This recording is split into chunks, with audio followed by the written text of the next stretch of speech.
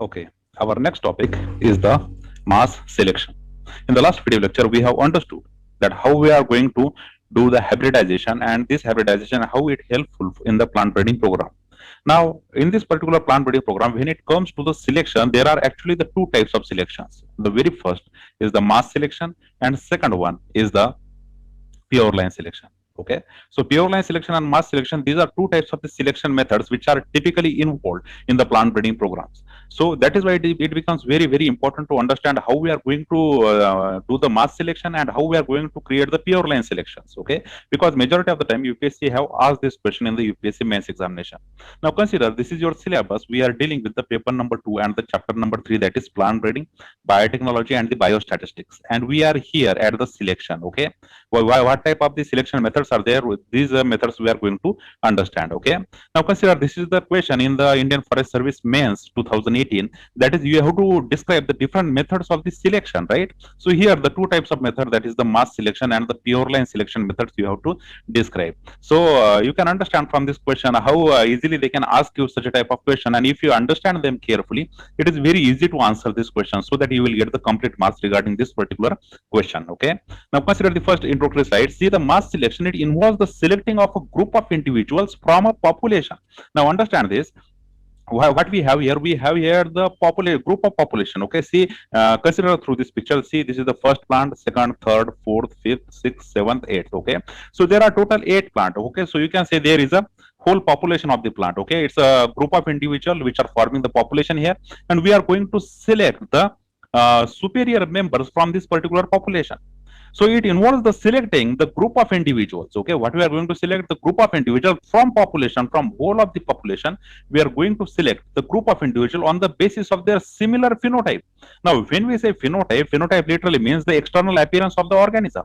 That means we are giving much more importance here to the phenotype, not to the genotype. Okay, generally when we talk about the plant breeding program, there is majority of the time we talk about the genetics. But here we are talking about the phenotypic character, those characters which can be externally observed. So on the basis of external characters, we are going to attempt to select the superior variety of a plant. Just like Mendel did. Okay, Mendel externally observed the plant and selected his dominant and the recessive characters. So on the same lines, when it comes to the mass selection, we should understand we are going to come in a contact with the group of population of organism, and this population, throughout this population there will be some organism which will show the some similar phenotypic characteristics. Just like, for example, here see the tall height, then the tall stem, then the particular disease resistance capacity of the plant. So these plants will automatically get selected. Okay, so these are last two plants, that is the 7th plant and the 8th plant will automatically get selected here. Now, why they got selected? At the first place, see the their phenotypic character. See, we cannot select the 5th one because it's a dwarf plant. Okay, it is not growing well. That means there must be some kind of a disease condition or some environmental stress is acquired by this particular plant. But when it comes to the other plant, these are all average-looking plants. But when you see the 7th plant and the 8th plant, you will come to know these are dominating plants. They were having the good height. They were producing the good amount of grain. They were showing the higher disease resistance. So all of these characters are the desirable characters. And that is why we are going to select these particular 2 last members throughout this population. So this can be considered as a mass selection. Now, once you do this mass selection, then if the F1 generation out of these 2 parents came, this F1 generation will be look like this. Then this will be considered as a population number 2, because majority of the plants will be taller than, okay, in the F1 generation. Of course, there are some of the plants which may come as a dwarf, so we can eliminate these plants in the F1 generation, and we can select these first 3 plants and last 3 plants for the next breeding program. In this way, finally, what we will have a very superior generation of the plants, which are taller, which are producing a higher amount of grain, which are showing the great disease resistance variety, which are showing the higher adaptability towards the environment. So in the mass selection, this mass selection method, although it looks very simple, but it is a very effective method. What we are using here, we are using the phenotypic characters. We are externally judging the plant for its healthiness. Once we externally judge the plant and we select the plant, we will interbreed the selected plants and create the new population. And in the new population, whatever the recessive plants are there, we will eliminate them, and again we will do the inbreeding. And after the inbreeding, we will get some of the good quality stock of the plant, which will be finally showing the some similar characteristics throughout the population. Now, in an attempt to improve the performance of the population for that particular character, so basically, whichever character you select, for example, you have selected the height, okay, you can select the disease resistance varieties. You can select the plant species which are showing the great adaptability towards the environment. So, any of these character, if you want to improve, you can do this particular mass selection method. For example, you have considered these are three characters for this population. So automatically you will come to conclusion that these are two plants are showing the good height, good disease resistance variety, great adaptability towards the nature. Then you will interpret this. You will have the cell crossing here. After the crossing, you will have this population out of these two plants. Now, in this population as well, you can apply these three criteria, that is the good height, disease resistance, and adaptability. So you can select these are three plants and these are three plants by eliminating these are two plants. And then afterwards, you can again do the inbreeding among these populations, so that finally you will have a population which is all alike, which are showing some remarkable similarity, not at the phenotypic level, but also at the genotypic level as well. Because once the external characters of the plants are matching, you can automatically say their genes may be matching. Okay. So in this way, we can do this particular mass selection through which we can create such a population of plant which is showing the higher adaptability towards the environment. They may show the very high disease resistance and they may have some good external characteristic features.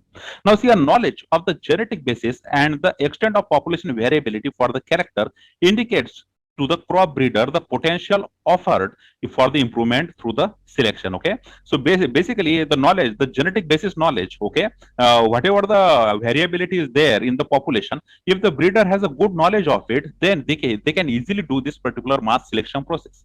Because once the population variability is understood by the breeder and he understands that if the height is more, there will be good grain, such a type of the characteristics, once they understand, they can actually select a group, better group of a plant to have a newest population in the following generation, and which will be very, very healthy than the previous generation.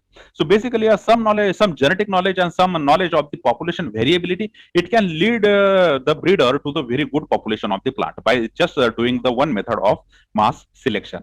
Now consider, in the mass selection procedure, there is a no progeny test. Now see, generally the progeny test is done in the pure line selection, in a progeny selection, or in the line breeding. But in the mass selection process, there is no progeny test. Okay, we are not going to test here the genes, okay, which type of the genes are expressing or not. Just what we are going for here is the phenotypic character and not for the genotypic character. Now this is the very basic difference between the mass selection and the pure line selection. Okay, you should carefully remember this, that the different, if UPSC wants you to differentiate between the mass selection and the pure line selection, the very first difference comes to the genes involvement. Okay, here in the mass selection, we are not going to consider the genotypic character. We are not doing any progeny test. We are not asking for which genes are expressing or not, but we are completely relying on the external morphological characters, that is the phenotypic characters.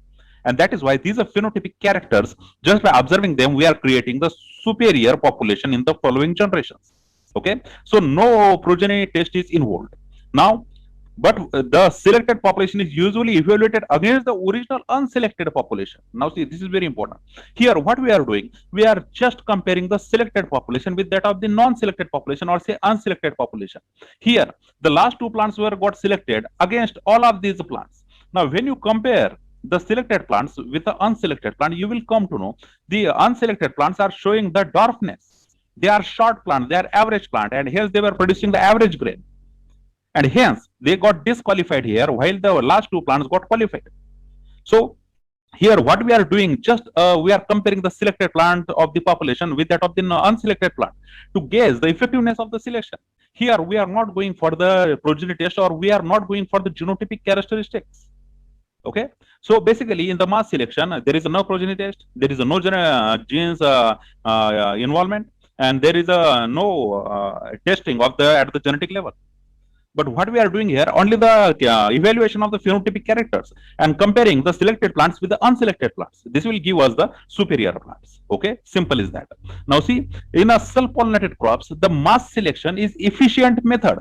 Now when it comes to the self-pollinated plant, whatever the plants are self-pollinating, in these self-pollinating plants, the mass selection method is very effective in bringing the rapid improvement to the population, which have a proportion of individuals that are obviously unfit. Okay, now see, here if you have the self-pollinated crop pollination, now all of these crops which are self-pollinated, that means the no new genes are going to come into this population. but there are certain gene expression which are creating the dwarf plants. So we can ultimately just disregard or make them unfit for the next generation. We will select the plant which are better in expressing their genes. Of course, just by observing the external phenotype only. Okay, there is no progeny test, there is no genes test. Okay, so here whatever the improvement to the population is occurring, it is occurring to the external judgment of the plants only. Okay, so the self-pollinated crops, whatever the self-pollinated crops are there, the mass selection is proven to be the very efficient method in improving the population's healthiness in the incoming generations. Right now, such as too early or the too late maturing disease susceptible or the lodging susceptible plants can be removed in the earlier generation so that they cannot pass out to the next generation. So if there are some plants which are maturing too early, which are maturing too late, or which are showing the disease susceptibility or any type of susceptibility shown by these population, these were ultimately removed from the population so that only the healthy population can came forward in the next generation. Okay, so this particular method of the mass selection is very good for the self-pollinated crops. Now see, the mass selection is used in this way to purify the population for a narrower range of character value. Now you can understand this. Why? It is going to purify the population. Now, if you consider this first population, in this first population, you will come to know there are three types of the plant. The average height plants are there, just like this first, second, third, fourth, and the sixth plant is the average plant. Then here the fifth plant, which is the below average height plant. Okay, it is below average. And here the last two plants are the very good plants, which are showing the very good height. So in this first population, you will have the diversity in the plant population. Now, but when you select these only two and do the self-pollination among them, you will have this population. Now, in this population, see the variability. These are first three plants and these are the last three plants. All of them are showing the similar characters, while these are two plants which are at the fourth and fifth place. These are the dwarf plants. So here the two kinds of plants are there, whereas in the first population we have the three kinds of plants. So kinds of plants reduced to the two kinds of plants only. Now in the next generation, if you select these three and these three and do the self-pollination among them, you will have all the plants which are very similar with each other. That is, only the one kind of plant will be there. So in this way, you can purify the population just by doing the mass selection. Here in the first population, you will have the diverse population. Here, somewhat less diverse population is there, and here you will have the very uniform population. You can narrow actually the character range value. Here the character range value is 3, here is the 2, and here is the 1. So character range value is continuously decreasing right from the first generation to the third generation. So mass selection can be used to purify the population. And it's a very easy technique to do because we are doing it just by externally observing the plants. Now a practice which is believed to confer closer to the optimum fitness for that character and in the commercial production. So whatever the character you are selecting, here we are morphologically selecting the height as a character to study this particular population. But you can take the character just like the grain size. Okay, what is the grain size? Or you can take the disease resistance. Okay, how the plant shows resistance towards the different diseases which are present around it. Or you can take the third character. For example, you can take the adaptability, how the plant is adapted to the environment, how it will not fall for the different environmental stresses. All of these characters can be taken, okay, for the purifying the population. Okay, here we have considered the height, and finally we have created the population which is showing all the uniform height. Now it is also used in the pure seed production in the self-pollinated crop varieties. So basically here, if you want to produce the pure seeds, this third population will be the very efficient population in producing the pure seeds, because all of these seeds we are going to create the very tall plant, a very plant which are very high in height. Okay, so in the self-pollinated crop varieties, to produce the pure seed production, this method can be used. Okay, where the selection is based on the discarding the phenotypic variant that diverge from the standard type, range, or the variety. So basically here, whatever the phenotypic variants are there which can diverge from the standard type. For example, standard type here for the height is these are 2 plants, then these are 6 plants, and these are 8 plants. And whatever the character which are diverging itself from the standard type, we can eliminate them. Okay, for example, we can eliminate these are plants which are not matching with the height. So those are plants which are not giving the standard value, which are not coming in the range, or which are not coming for that particular variety, we can disregard them. Okay, and we can take those plants only which are coming to the standard type, and we can propagate them to the next generation. Now see, in a cross-pollinated plants, mass selection is contributed substantially to the improvement Now, not only to the self-pollinated plants, but also to the crop-pollinated plants. This particular selection method is substantially improving the crop varieties. Okay, whatever the crop varieties which are cross-pollinated, these are also showing some improvement by using the mass selection method. Now, see, particularly characters of the high heritability, such as the disease resistance, then the date of maturity, then the protein or the oil content of the grain. So, whatever the characters which are preserved through the mass selection over a generation, these characters are showing the high heritability. That is, they are going from the one generation to the next generation. As it is, whatever the phenotypic character we are preserved throughout the generation and created the superior population, these superior population were shown to have the transference of their character from one generation to next generation, although we are dealing with the cross-pollinated crops. Because whenever it comes to the cross-pollination, we know the two parents are involved. So the genetic recombination is going to occur, and there will be the third new species. Then what about the characteristic feature which we have preserved in the mass selection? For example, this first parent you have created out of the mass selection, okay, and the very superior variety is this. But this second parent is uncontrolled parent. The second parent can came from anywhere. So there will be the genetic mixing of the second parent with that of the first parent. So there will be the change in the new species which is created out of these populations.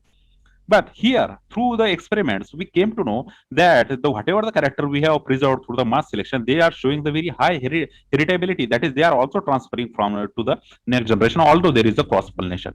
Okay, they are transferring the characters like disease resistance, like late maturity, like protein or the oil content of the grain. Okay, all of these characters which are of human interest, they are constantly hereditating right from the previous generation to the next generation, although there is a cross pollination. Okay, now there are various numerous examples of such a successful application.